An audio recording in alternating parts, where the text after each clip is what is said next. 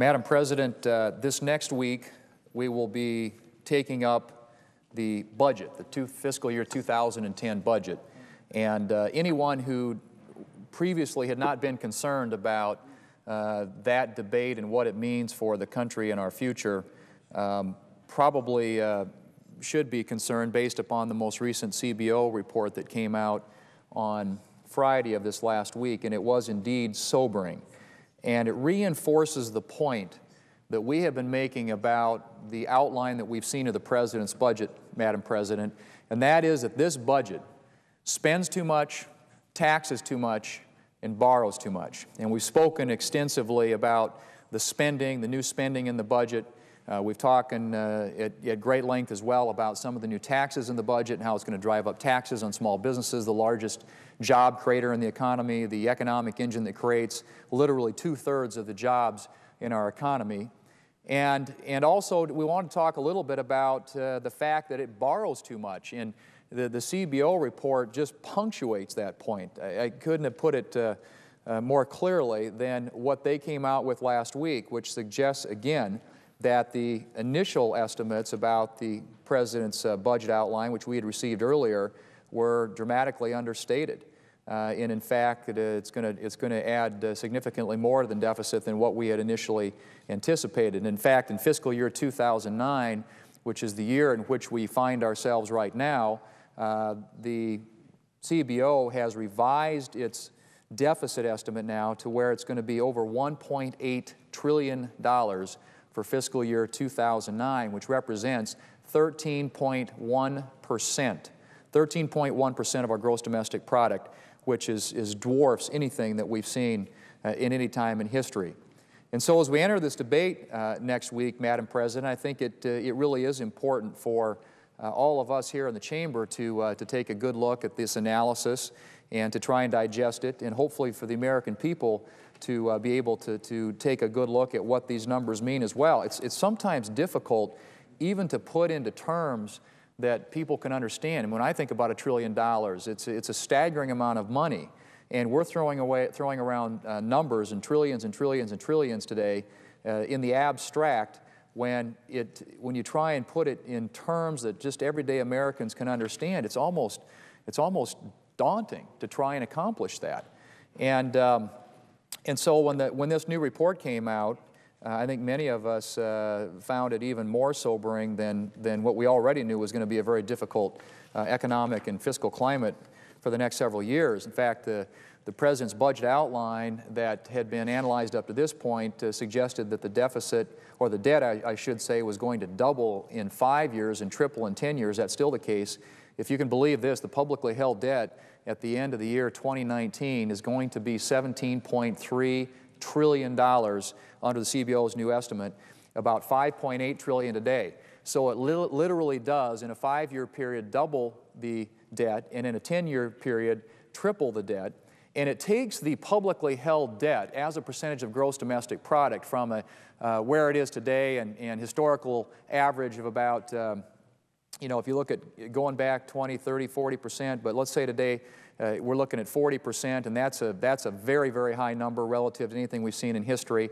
It takes it up to over 80% by the end of that period. So you're looking at public debt and public deficits that are unparalleled and unprecedented in American history. And I think that is the whole point behind the argument that we have made throughout the last several weeks in the lead up to this budget discussion that we're going to have next week, that this budget does in fact, it spends too much, it taxes too much, and it borrows too much. And the taxing component was something that many of my colleagues have spoken to already, but if you look at, again, the overall tax increases, which many are imposed, they talk about it just applying to high-income taxpayers, but you're talking about small businesses, many of whom file as or organize as Subchapter S or LLCs, and so the income that they get from their small business flows through to their individual income tax statement, which means that when these rates go up, and they are going to go up, effective rates of 40 and 42%, when today those same businesses would be paying 33 or 35%. Significant increases in the tax burden that we're imposing upon small businesses, not to mention the new climate change initiative, which is also contemplated in the President's budget, which would impose an entirely new energy tax on the American people, on the American consumers, creating all kinds of new costs for energy, whether that's electricity or fuels. There have been studies that have been done, very credible studies by researchers at MIT, who have suggested that it's going to cost the average family in this country over $3,000 additional dollars per year in energy costs by the year 2015. These are some pretty daunting numbers, but they come on the heels of a stimulus bill that was passed a few weeks back that was about $800 billion, and when you add interest in, it was about $1.2 trillion. That was a huge amount of money, and we try to put that into perspective relative to what we've seen at any time in our nation's history, and it eclipsed anything that we had seen previously. And then we had the omnibus appropriation bill, which increased spending over the previous year by twice the rate of inflation, or about 8.3%. And so when you added up the continuing resolution that was passed last year, which funded government programs through March 6th of this year, because that was a stopgap spending measure that was put in place because the appropriation bills hadn't been passed. Then we had the stimulus bill, which was, as I said, with interest, $1 trillion. Then we had the omnibus appropriation bill with that twice the rate of inflation increase.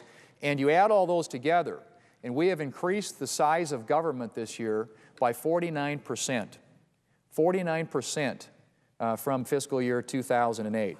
I think that points to the fact, again, of the amount of spending that we're doing, and it adds up because a lot of that, as I said before, is borrowed money, and it's contributing to these deficit numbers that the CBO had just released.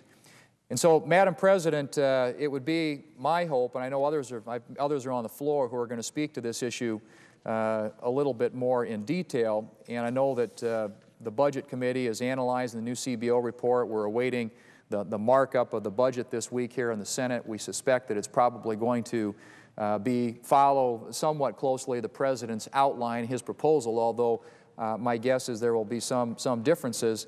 But if you take the overall trajectory that it creates a trajectory over the next 10 years that calls for an average deficit. This is average over the 10-year period. Average deficit of almost $1 trillion.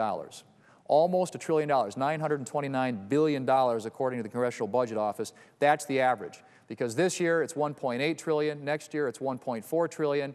It drops down to $670 or $650 billion there, I think, for 1 year, but then it starts spiking and trending back up again to where over the course of the 10-year window, and that's the budget analysis and planning that's done here, is done in a 10-year window. If you look at that 10-year window, the average deficit, $929 billion a year.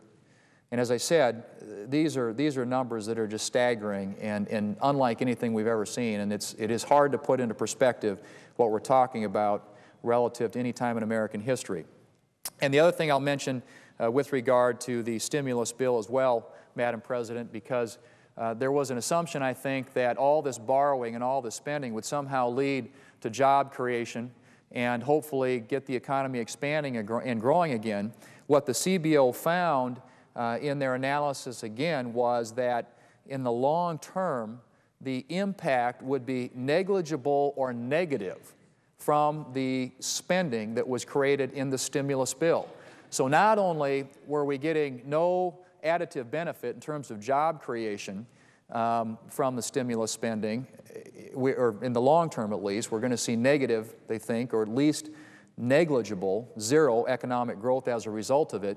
We are adding $1 trillion to the amount that we have borrowed from future generations and that we're asking our children and grandchildren to have to pay back, not to mention what I'm sure are going to be other types of economic consequences associated with that. Higher interest rates, higher inflation. There's already a lot of discussion about that as we continue to borrow more and more money, whether or not there are going to be people out there who are going to want to buy our debt. And I think those are all legitimate concerns and questions that we need to raise in this debate, coupled with the fact that there is nothing done in this budget that would in any way significantly reduce the long-term costs associated with entitlement programs and what is really driving into the out years these deficits. So Social Security, Medicare, Medicaid, there's been a lot of discussion in the new administration about a willingness to sit down and talk about how to reform and make these programs stronger and better and more efficient for the future. But there is nothing in this budget that does that. And in fact, the only savings, serious savings that we can point to in this budget that they try to achieve, the President's budget, come out of defense, come out of military, come out of national security, which I would argue, if we don't get national security right, the rest is conversation. But they're assuming savings as a result of drawing down troops in Iraq and places like that, which I think are overstating what they're going to be able to achieve in terms of savings. And I would argue as well that some of the other assumptions in the President's outline are optimistic with regard to revenues, and I think the CBO study bears that out, to the point now that even the Washington Post yesterday came out, and I have their editorial, Madam President, that I would ask unanimous consent to enter into the record, that illustrates just exactly how serious this this fiscal situation is for the country, and in drawing into question the fact that there is very little done in this budget that addresses those long-term fiscal problems that I just mentioned in the entitlement programs, nothing to reduce the cost of government into the out years, only things that are going to pile on additional cost and add and multiply over a long period of time the incredible amount of borrowing that we're already doing is going to be multiplied many times over into the future. And the stimulus bill, in and of itself, we're told that if the spending that's included there isn't terminated at the end of the two-year period, when we assume that the short-term stimulus spending would terminate, if those programs are continued, that the estimate of what that would cost goes from about $1 trillion to about over $3 trillion over that 10-year period.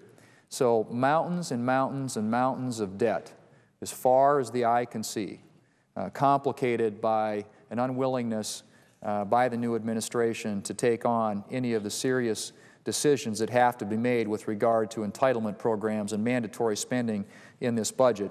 Lots of new programs created. As I said, new energy taxes under the guise of climate change, a new health care program that's estimated to cost a little bit around $600 billion, but which many independent analysts are now saying is going to cost up to $1.5 trillion. These are all costs that are adding up and continuing to lead to more and more borrowing, higher and higher deficits, to the point that this year, 13.1% of GDP is the percentage, and over 1.8 trillion, the actual number of the deficit, and that goes on now for years and years and years at an average of $1 trillion a year, just in deficits, to where the public debt at the end of that 10-year period is now $17.3 trillion.